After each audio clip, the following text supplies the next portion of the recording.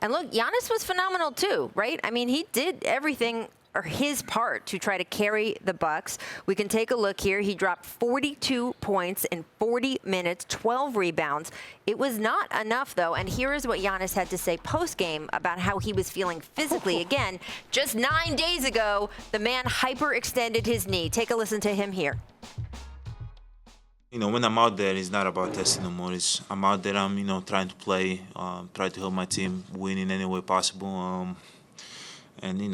I was out there both times, and that's what I try to do.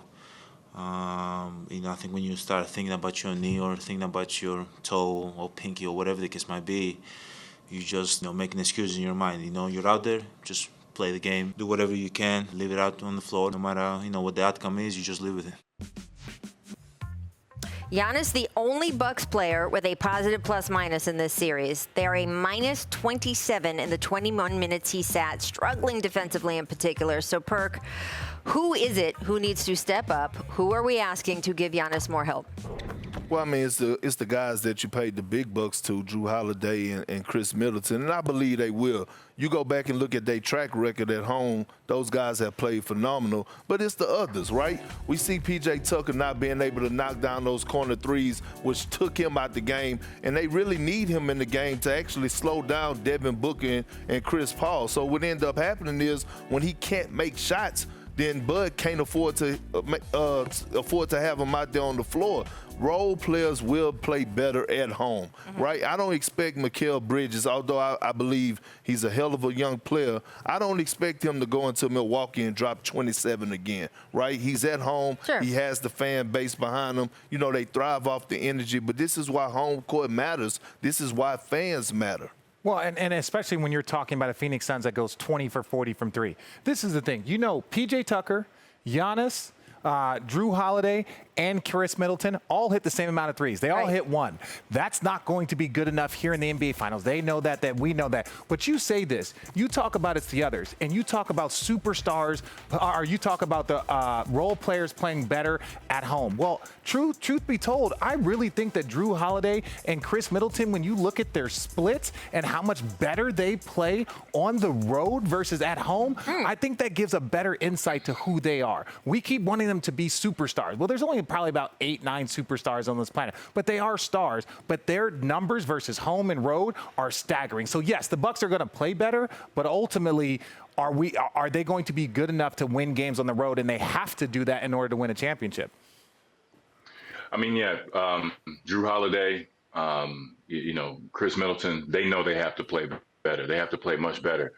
I know we're in a part of the league where we shoot a lot of threes and we're in the fast-paced basketball, but it's kind of weird to see Brook Lopez out at the three-point line so much. I understand that that's their style of play and they have to get Giannis attacking the paint, but you know how hard it is, RJ and Perk, guarding those big bodies down low. It wears on you. And you have to think, like, if the Suns are battling Brook Lopez in the paint, some of those shots and those long threes might come up a little short. So I think Brook Lopez definitely has to be more of a presence in the paint.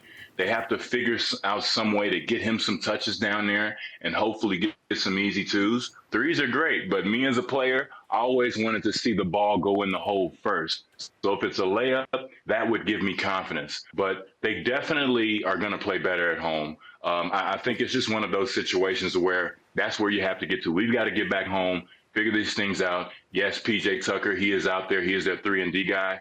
He's going to have to hit 3 or 4 threes so he can stay out there on the court and be able to slow Book down.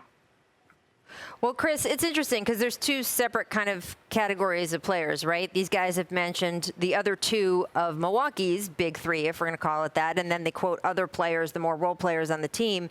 When you do have 3 stars on a team, but one of them is so dominant in terms of everything centers around them, the way it does with Giannis, the way it did with you guys with LeBron, especially starting the second year you guys were with the Heat. What pressure does that put on guys like you and Dwayne in that situation, or on Chris and Drew Holiday in this situation? Because it's not just straight, oh, you just go out and ball, because you have to work within the ecosystem where everything in that case was centered around LeBron, and in this case, everything is centered around Giannis. Well, absolutely. I think this is where you have to lean on those habits that you've built throughout the whole year. You know, it takes 82 games, 72 in this case, but 72 games plus the playoffs to get to this point.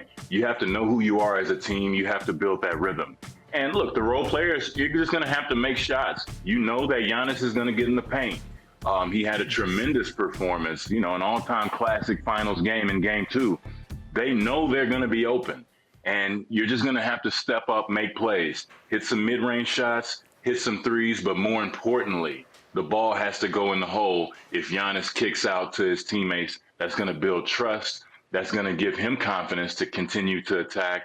And, you know, just as a role player, you just got to make it happen. So we'll see what they do. You do also have to give credit to the Suns defense because they are playing very good defense, running them off the line and making it hard for them.